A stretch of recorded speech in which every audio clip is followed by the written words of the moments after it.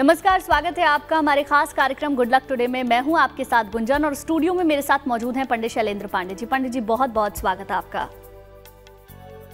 नमस्कार। नवरात्र का महाउत्सव चल रहा है, ऐसे में देवी को प्रसन्न करने के लिए हम तरह तरह के तरीके अपनाते हैं और बहुत सारे लोग नारियल देवी को अर्पित करते हैं। तो आज हम बात करने वाले हैं कैसे आप देवी को नारियल अर्पित करें और कैसे आपकी मनोकामनाओं की पूर्ति होगी।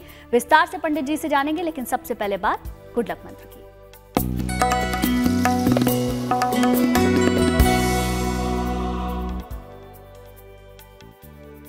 अगर आपके स्वास्थ्य के लिए कोई प्रतिकूल दशा चल रही हो, कोई खराब समय चल रहा हो, सेहत आपकी बिगड़ रही है, तो नियमित रूप से दोनों वेला, दोनों समय देवी कवच का पाठ करिएगा।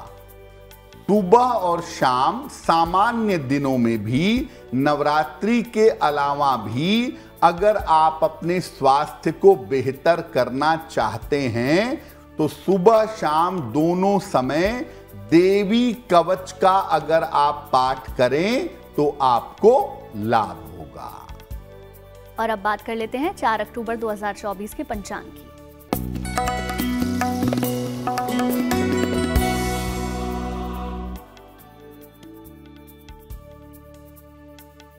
दिनांक 4 अक्टूबर 2024, दिन शुक्रवार, तिथि है आश्विन शुक्ल पक्ष की द्वितीया तिथि, नक्षत्र है चित्रा नक्षत्र, शाम के 6:38 तक। चंद्रमा तुला राशि में संचरण कर रहे हैं। राहु काल का समय प्रातः काल 10:30 से 12 बजे तक। पश्चिम दिशा की तरफ यात्रा करने की मनाही है, लेकिन अगर यात्रा करना जरूरी है, मजबूरी है, तो जरा सी दही खाकर और भगवान का स्मरण करके यात्रा करेंगे तो मुश्किल से बचे रहेंगे। पंडित जी, नारियल का फल धार्मिक रूप से इतना महत्वपूर्ण क्यों माना जाता है, इसके बारे में बताइए। जी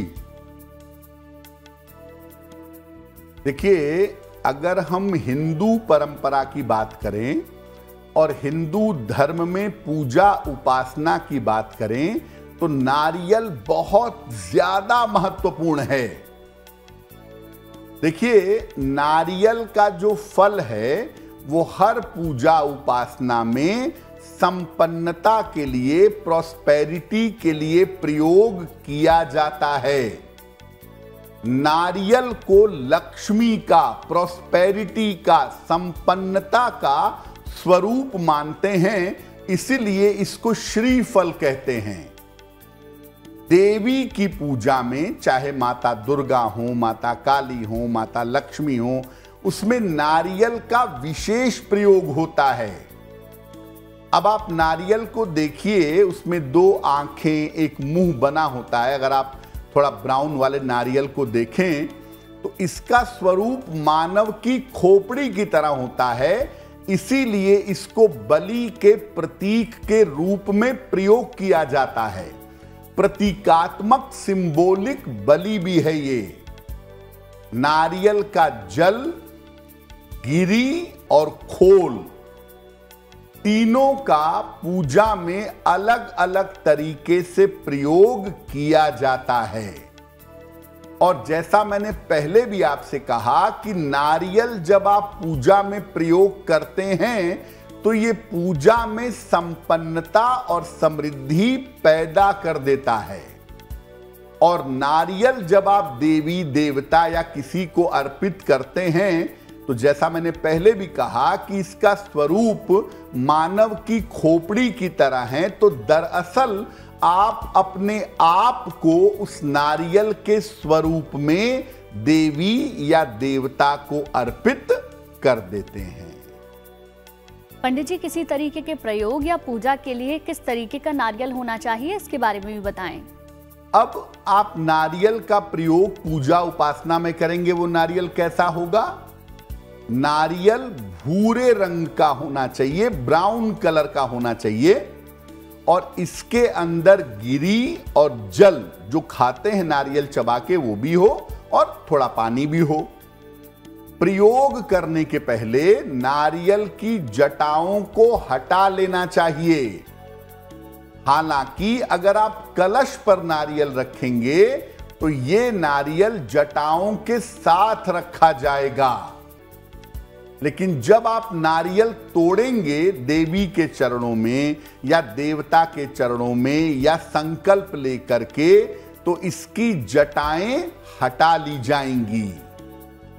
जो हरा नारियल आप पानी पीने के लिए नारियल पानी पीते हैं, सामान्य रूप से उस नारियल को पूजा में प्रयोग नहीं करते हैं। नारियल जब पूरी तरह से पक जाता है, भूरे रंग की जटाएं आ जाती हैं, वो नारियल सामान्यतः पूजा में प्रयोग होता है। बिल्कुल पंडित जी, अब बात दैनिक भाग्यफल की भी कर लेते हैं। तो सबसे पहले जानेंगे मेष, वृष और मिथुन राशि का दैनिक भाग्यफल क्या कहता है।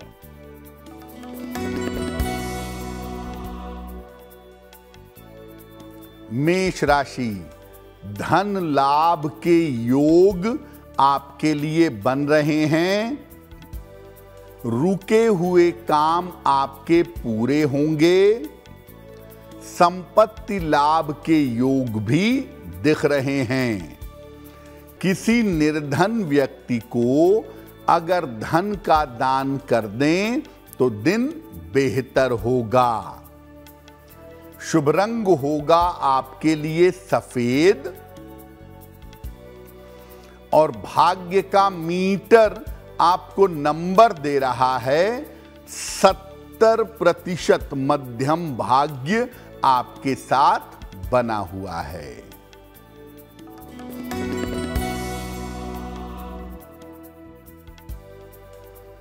वृषभ राशि, काम की अधिकता रहेगी। धन लाभ के योग बन रहे हैं।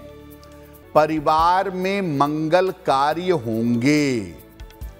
खाने पीने की वस्तु का दान कर दें तो दिन बेहतर होगा। शुभ रंग होगा आपके लिए लाल, और भाग्य का मीटर आपको नंबर दे रहा है 65%।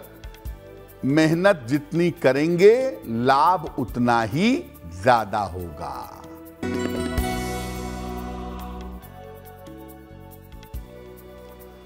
मिथुन राशि, सेहत में सुधार होगा। धन लाभ के योग बन रहे हैं। करियर में सफलता मिलेगी। मां दुर्गा को फूल अर्पित कर दें तो दिन बेहतर होगा। शुभ रंग होगा आपके लिए धानी, और भाग्य का मीटर आपको नंबर दे रहा है 75%। उत्तम भाग्य आपके साथ बना हुआ है। पंडित जी, नारियल का सामान्यतः नवरात्रि में किस प्रकार से प्रयोग किया जा सकता है, ये बताएं। अब नवरात्रि में 3 चीजों का प्रयोग बहुतायत में होता है: लौंग, बताशा और नारियल। नारियल का प्रयोग नवरात्रि में कैसे करेंगे? नवरात्रि में एक नारियल ले लीजिएगा, इसको चारों तरफ से रक्षा सूत्र से बांध लीजिएगा, यानी मौली से या कलावे से चारों तरफ से बांध लें, या तो इसको कलश के मुख पर रख दें या देवी के चरणों में अर्पित कर दें। जटा वाला नारियल होगा ये। पूरी नवरात्रि इसको वहीं पर रहने दें। नवरात्रि समाप्त हो जाने के बाद इसको तोड़ करके प्रसाद के रूप में ग्रहण करें। तो आप नवरात्रि में नारियल का कोई विशेष प्रयोग ना भी करें तो ये सामान्य प्रयोग आपको हमको नवरात्रि में करना चाहिए। जो नारियल के अंदर का जल है वहां पे बैठ के आप पूजा करते हैं, मंत्र जप करते हैं, आरती करते हैं, तो नारियल का जो जल है वो वाइब्रेशन को, तरंगों को सोख लेता है और उसके अंदर बड़ी ऊर्जा पैदा हो जाती है। तो जब आप नवरात्रि के बाद उसको तोड़ करके ग्रहण करते हैं तो आपके मन को, जीवन को बेहतर होने में सहायता मिलती है और आपके शरीर में एनर्जी लेवल बहुत अच्छा होना शुरू हो जाता है। अब पंडित जी आपसे दैनिक भाग्यफल की भी बात कर लेते हैं। कर्क, सिंह और कन्या राशि का दैनिक भाग्यफल क्या कहता है, बताएं।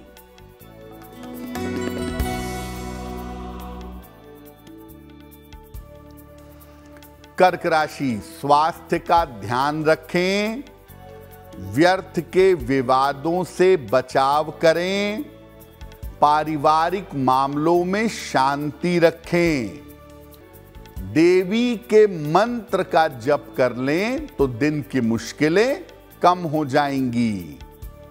शुभ रंग होगा आपके लिए गुलाबी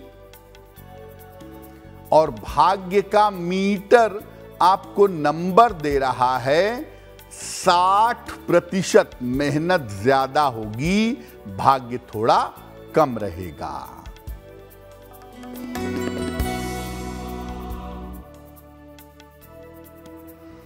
सिंह राशि, करियर की स्थिति ठीक रहेगी, रुका हुआ धन आपको प्राप्त होगा, अविवाहित हैं तो विवाह तय हो सकता है। किसी निर्धन व्यक्ति को अगर धन का दान कर दें तो दिन बेहतर होगा। शुभ रंग होगा आपके लिए नारंगी और भाग्य का मीटर आपको नंबर दे रहा है 70%। मध्यम भाग्य आपके साथ बना हुआ है।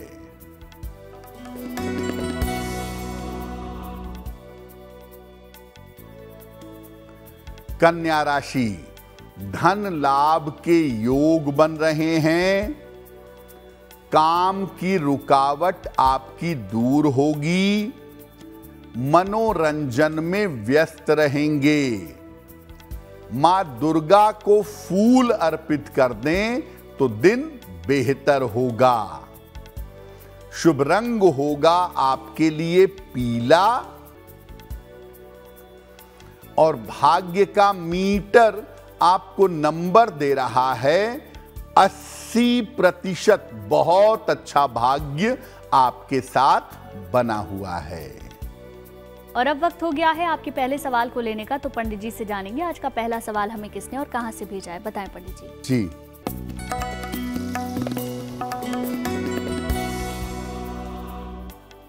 आज का पहला प्रश्न हमें आरती सिंह जी ने लिखा है।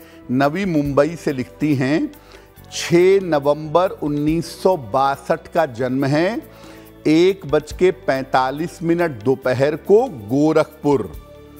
ये कह रही हैं कि मेरा स्वास्थ्य निरंतर खराब रहता है। पहले मेरे जीवन में संघर्ष भी बहुत रहा है, तो अपना स्वास्थ्य कैसे बेहतर करूं, जीवन को बेहतर कैसे करूं, क्या संतान की तरफ से भविष्य में मुझे सपोर्ट मिल पाएगा? आरती जी, आपकी कुंडली बनती है कुंभ लग्न की और कुंभ राशि की।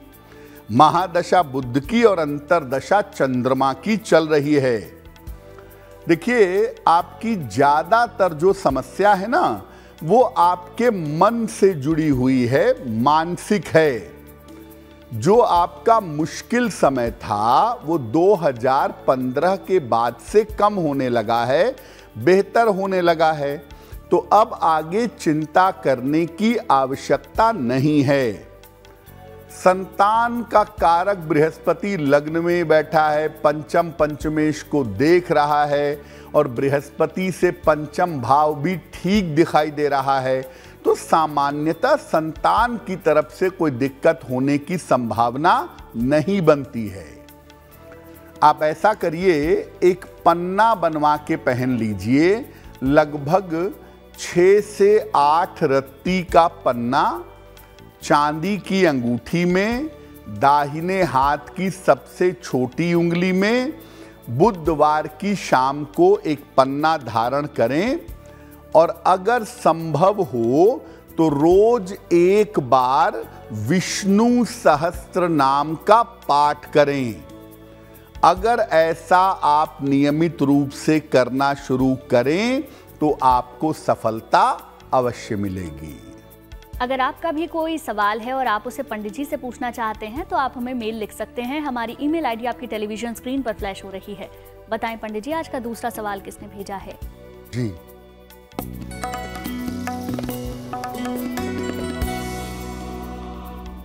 अगला प्रश्न अंकिता जी ने हमें झारखंड से लिखा है। 13 दिसंबर 1992 का जन्म है। 8:20 रात को, देवघर झारखंड। ये कह रही हैं कि मेरी शादी को 2 साल हो चुके हैं, लेकिन आज तक वैवाहिक जीवन बेहतर नहीं रहा है। पति के साथ कंपैटिबिलिटी नहीं रही है, तालमेल की दिक्कत है और स्वास्थ्य भी मेरा खराब रहता है। तो आने वाले समय में क्या ये विवाह चल पाएगा? जीवन को कैसे मैं अपने बेहतर बना सकती हूं? अंकिता, आपकी कुंडली बनती है कर्क लग्न की और कर्क राशि की। महादशा शुक्र की और अंतरदशा मंगल की चल रही है। देखिए, इस विवाह को चलाया भी जा सकता है और आगे वैवाहिक जीवन को बेहतर भी किया जा सकता है। करना आपको सिर्फ इतना है कि सबसे पहले अप्रैल 2025 तक इंतजार करिए। जल्दबाजी करने की कहीं कोई जरूरत नहीं है। शांति बनाए रखिए और स्वास्थ्य में आपको हड्डियों में, नसों में और जो पेट में दिक्कत हो रही है उसको लेकर के परेशान ना हो। नवंबर के महीने से, इसी समय नवंबर से आपका स्वास्थ्य बेहतर होना शुरू हो जाएगा। फिलहाल आप ऐसा करें, एक मोती बनवा के पहने।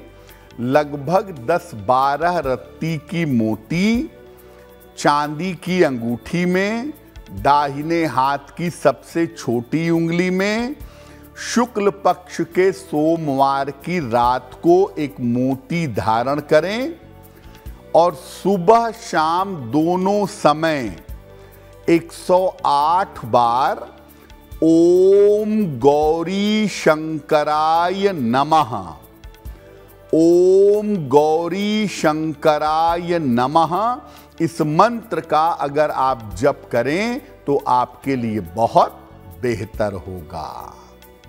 पंडित जी, कई बार ऐसा होता है कि कुंडली में ग्रह दोष लग रहे होते हैं या ग्रह दिशा की वजह से वक्त खराब चल रहा होता है, जीवन में कुछ अच्छा नहीं हो रहा होता, तो नारियल के प्रयोग से उसे हम कैसे ठीक कर सकते हैं, इसके बारे में बताएं। अब अगर आपकी खराब ग्रह दशा चल रही है, आपकी जो दशा चल रही है वो आपके लिए नकारात्मक है, खराब है, तो इस खराब ग्रह दशा से कैसे बचें? नवरात्रि में किसी भी रात को नहा वहा के साफ कपड़े पहन के बैठिए पूजा स्थान पे।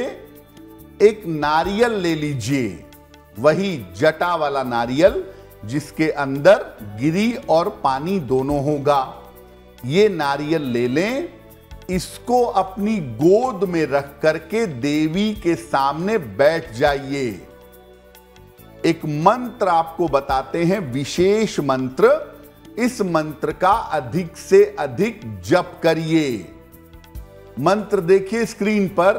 मंत्र है शांति कर्मणि सर्वत्र तथा दुस्वप्न प्रदर्शने, शांति कर्मणि सर्वत्र तथा दुस्वप्न प्रदर्शने, ग्रह पीड़ासु चोग्रासु महात्म्य शृणुयान मम, ग्रह पीड़ासु चोग्रासु महात्म्य शृणुयान मम। दुर्गा सप्तशती के 12वें अध्याय का 16वां श्लोक है, आप वहां से भी देख सकते हैं। तो इस मंत्र को, इस श्लोक को 108 बार पढ़िए। इसके बाद देवी से ग्रह शांति की प्रार्थना करिए और अगले दिन सुबह इस नारियल को बहते हुए जल में प्रवाहित करिए। आपकी खराब ग्रह दशाओं का प्रभाव कम होगा, ग्रह दोष के प्रभाव कम होंगे, ग्रह बाधा से आप बचे रहेंगे। बिल्कुल पंडित जी, अब आगे की राशियों के बारे में भी आपसे जानेंगे। तुला, वृश्चिक और धनु राशि का दैनिक भाग्यफल क्या कहता है, बताएं।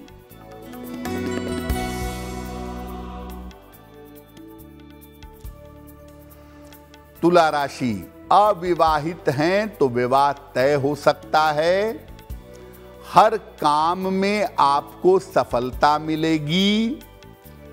धन की स्थिति में आपके सुधार होगा। खाने पीने की वस्तु का दान कर दें तो दिन बेहतर होगा। शुभ रंग होगा आपके लिए नीला और भाग्य का मीटर आपको नंबर दे रहा है 90%। सबसे ज्यादा भाग्य आपके साथ बना हुआ है।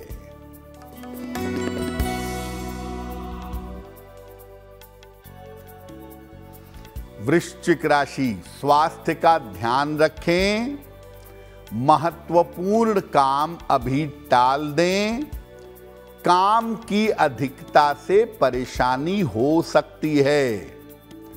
मां दुर्गा के मंत्र का जप करें तो मुश्किलें कम हो जाएंगी।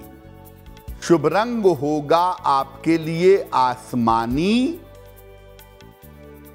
और भाग्य का मीटर आपको नंबर दे रहा है 60%। मेहनत ज्यादा होगी, भाग्य थोड़ा कम रहेगा।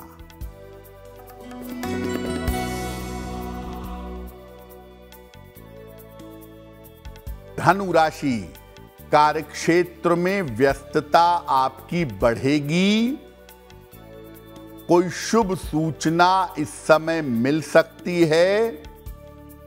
करियर में आपको बड़ी सफलता मिलेगी। मां दुर्गा को अगर फूल अर्पित कर दें तो दिन बेहतर होगा। शुभ रंग होगा आपके लिए सुनहरा और भाग्य का मीटर आपको नंबर दे रहा है 70%। मध्यम भाग्य आपके साथ बना हुआ है। पंडित जी, नवरात्र में नारियल के प्रयोग से संतान प्राप्ति का क्या उपाय किया जा सकता है, इसके बारे में बताएं। आप नारियल के प्रयोग से संतान की प्राप्ति भी कर सकते हैं। कैसे? नवरात्रि में किसी भी रात को पति पत्नी एक साथ बैठ करके देवी को नारियल अर्पित करेंगे। नारियल पर रक्षा सूत्र बांध लेंगे और पीली चुनरी में या पीले कपड़े में रखकर उसे अर्पित करिएगा। अर्पित करने के बाद संतान प्राप्ति की प्रार्थना करिएगा और नवरात्रि भर, जब तक नवरात्रि समाप्त नहीं हो जाती, नवमी तिथि, तब तक इसको देवी के सामने ही रहने दीजिएगा। नवरात्रि के बाद जिस पीले कपड़े में या पीली चुनरी में नारियल अर्पित किया था, उसी में बांध करके इसको अपने बेडरूम में रख लीजिएगा। 1 वर्ष तक इस नारियल के अंदर संतान संबंधी सकारात्मक तरंगे मौजूद रहेंगी। 1 वर्ष के बाद आप इसको जल में प्रवाहित कर सकते हैं। पंडित जी, नवरात्र में किसी भी तरह के तंत्र मंत्र को काटने का क्या उपाय हो सकता है, इसके बारे में बताएं। बहुत सारे लोग ये शिकायत करते हैं कि मेरे ऊपर किसी ने तंत्र कर दिया है, मंत्र कर दिया है, जादू टोना कर दिया है। बेसिकली होता यह है कि वो नकारात्मक ऊर्जा से प्रभावित हो जाते हैं। इस नकारात्मक ऊर्जा को, इस तंत्र मंत्र को काटने के उपाय क्या हैं? एक सूखा नारियल ले लें, जिसको गोला भी आप लोग कहते हैं। गोला, गरी, नारियल जब सूख जाता है, केवल उसकी गरी जब सूख जाती है, जिसको गोला कहते हैं, एक ले लें सूखा नारियल। इसको ऊपर से थोड़ा सा काट करके ढक्कन की तरह निकाल लें। अब इसके अंदर चीनी भर दें और वही ढक्कन लगा दें। नारियल का जो टुकड़ा था वो रख दें उसके ऊपर। अब इसको किसी पेड़ के नीचे गड्ढा खोद करके सीधा दबा दीजिएगा और ऊपर से मिट्टी उसके ऊपर बराबर कर दीजिएगा। ऐसा नवरात्रि में किसी भी दिन के समय में आप कर सकते हैं। आप जैसे ही ये प्रयोग करेंगे तो जमीन के अंदर की चींटियां और कीड़े उसको खाने लगेंगे धीरे धीरे। लगभग 1-1.25 महीने बीतने के बाद आपको ये अनुभव होगा कि आपके ऊपर कोई नकारात्मक ऊर्जा, कोई तंत्र मंत्र नहीं है। और अब पंडित जी आपसे जानेंगे आखिरी 3 राशियों के बारे में। मकर, कुंभ और मीन राशि का दैनिक भाग्यफल क्या कहता है, बताएं।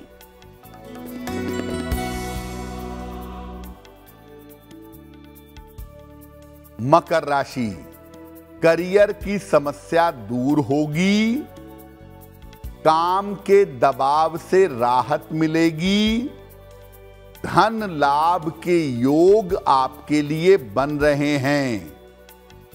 खाने पीने की वस्तु का दान कर दें तो दिन बेहतर होगा।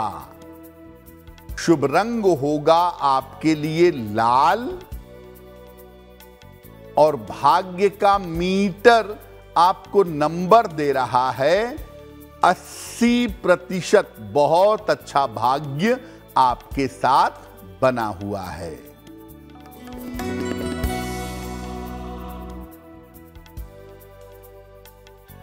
कुंभ राशि, धन लाभ के योग बन रहे हैं, करियर की स्थिति अच्छी रहेगी, परिवार में खुशहाली आएगी। मां दुर्गा को सफेद मिठाई अर्पित करें या कोई मिठाई अर्पित करें, दिन बेहतर होगा। शुभ रंग होगा आपके लिए सफेद और भाग्य का मीटर आपको नंबर दे रहा है 75%। उत्तम भाग्य आपके साथ बना हुआ है।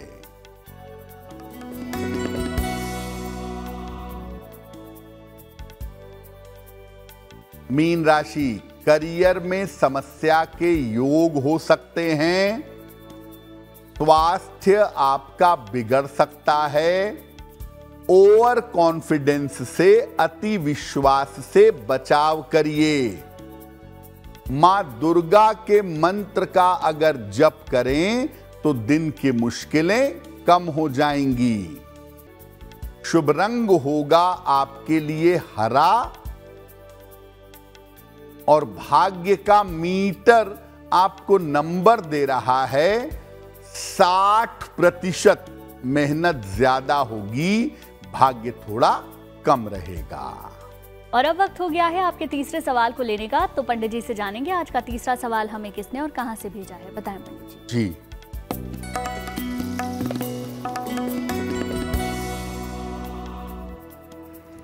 अगला प्रश्न अनीता शर्मा ने गुड़गांव से हमें लिखा है। अपने बेटे के बारे में जानना चाहती हैं। बेटे की जन्म तारीख है 14 अक्टूबर 2002, 6:19 प्रातः, रोहतक। ये पूछ रही हैं कि मेरे बेटे का स्वास्थ्य अच्छा नहीं रहता है, मेरे बेटे का करियर, भविष्य कैसा रहेगा और उसका स्वास्थ्य कैसा रहने वाला है। अनीता जी, आपके पुत्र की कुंडली बनती है कन्या लग्न की और मकर राशि की। महादशा राहु की और अंतरदशा बृहस्पति की चल रही है। आपके बेटे की कुंडली में पेट की समस्या और मेंटल डिप्रेशन, मानसिक अवसाद, इसकी समस्या बहुत साफ तौर से दिखाई दे रही है। अभी जून 2025 तक आप अपने बेटे का ध्यान रखिए, उसके बाद से उसका जीवन बेहतर होना शुरू होगा और भविष्य में ऐसा लगता है कि आपका बेटा कोई अपना काम करेगा, किसी अपने व्यापार में जाएगा। आपने अपने लिए प्रश्न पूछा है कि मैंने फास्ट फूड की दुकान खोली है, वो चल पाएगी या नहीं चल पाएगी। देखिए, खाने पीने की चीज का काम अच्छा है आपके लिए, लेकिन अभी 1 महीने तक शांति से करते रहिए। नवंबर के महीने से स्थितियां बेहतर होती हुई दिखाई दे रही हैं। फिलहाल अपने पुत्र को एक पन्ना बनवा के पहना दें। 6 से 8 रत्ती का पन्ना चांदी की अंगूठी में, दाहिने हाथ की सबसे छोटी उंगली में, बुधवार की शाम को एक पन्ना बनवा करके पहनाएं और आप अपने पुत्र के लिए सुबह शाम 108 बार ओम नमो नारायणाय, ओम नमो नारायणाय, इस मंत्र का अगर आप जप करें तो लाभ होगा। अगर आपका भी कोई सवाल है और आप उसे पंडित जी से पूछना चाहते हैं तो आप हमें मेल लिख सकते हैं। हमारी ईमेल आईडी आपकी टेलीविजन स्क्रीन पर फ्लैश हो रही है। बताएं पंडित जी, आज का आखिरी सवाल किसने भेजा है? जी,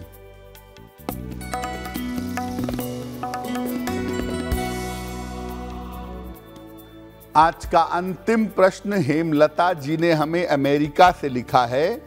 अपने पुत्र केविन पटेल के बारे में जानना चाहती हैं। केविन की जन्म तारीख है 8 अगस्त 1996, 1:55 दोपहर में, टेक्सास, यूएसए यानी अमेरिका। ये पूछ रही हैं कि मेरे बेटे का विवाह कब होगा और उसका वैवाहिक जीवन कैसा रहेगा। हेमलता जी, आपके पुत्र की कुंडली बनती है तुला लग्न की और वृषभ राशि की। महादशा बृहस्पति की और अंतरदशा शनि की चल रही है। ज्योतिष के हिसाब से आपके पुत्र का विवाह साल 2026 में होना चाहिए किसी जानी पहचानी लड़की के साथ। लेकिन विवाह जब भी किया जाए, कुंडली मिला करके सोच समझ करके निर्णय लिया जाए, क्योंकि इस कुंडली में वैवाहिक जीवन में दिक्कतें दिखाई दे रही हैं।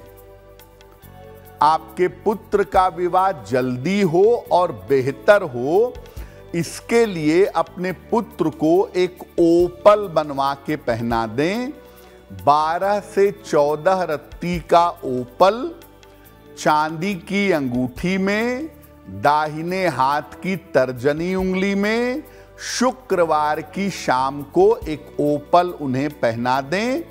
और आप उनकी माता जी हैं, रोज शाम को उनके लिए 108 बार ओम शं शनैश्चराय नमः, इस मंत्र का अगर जप करें तो बहुत बेहतर होगा। और चलिए अब बात उन लोगों की कर लेते हैं जिनका जन्मदिन 4 अक्टूबर को आता है। उनका ये पूरा साल कैसा रहेगा, जानते हैं पंडित जी से।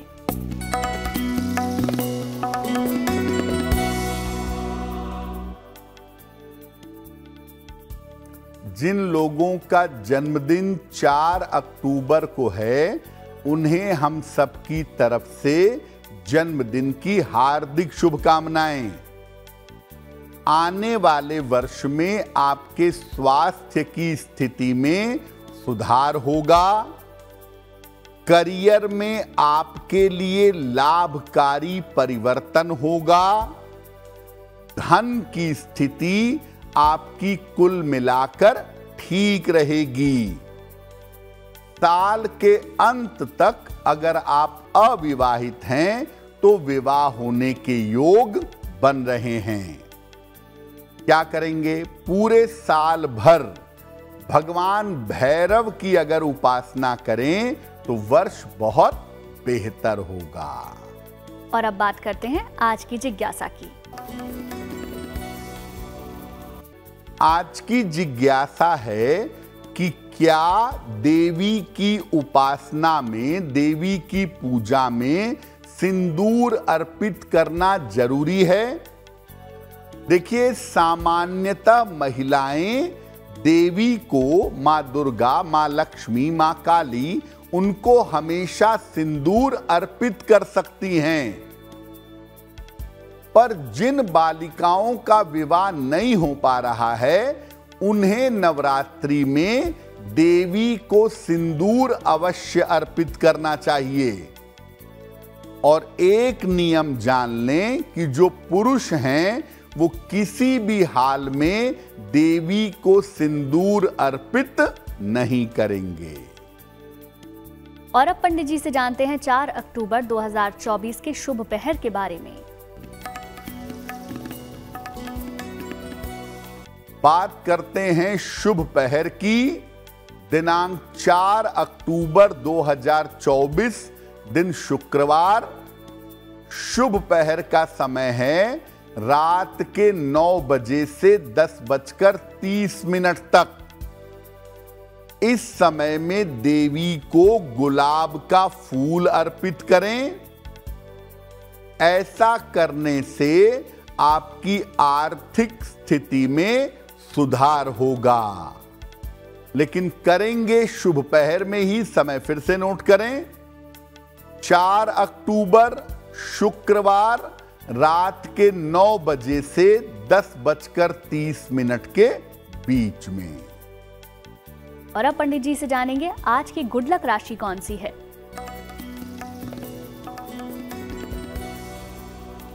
हम आपको बता रहे हैं आजकल कि अगर किसी राशि के लिए शनि गड़बड़ हो तो उसका प्रभाव क्या होता है। आज की गुड लक राशि है कुंभ। अगर इनका शनि गड़बड़ हुआ तो इनका पूरा जीवन बिखर सकता है, क्योंकि इनके जीवन की बागडोर शनि के हाथ में है। इसलिए अगर आपकी राशि कुंभ है तो नियमित रूप से शनि मंत्र का जप करिएगा और निर्धनों की सहायता करिएगा। अगर आप ऐसा करेंगे तो शनि देव की कृपा आपको प्राप्त होगी। कार्यक्रम के आखिरी पड़ाव में हम पहुंच चुके हैं, जहां पंडित जी से हर दिन जानते हैं हम महा उपाय। तो पंडित जी बताएं आज का महा उपाय क्या है। जी,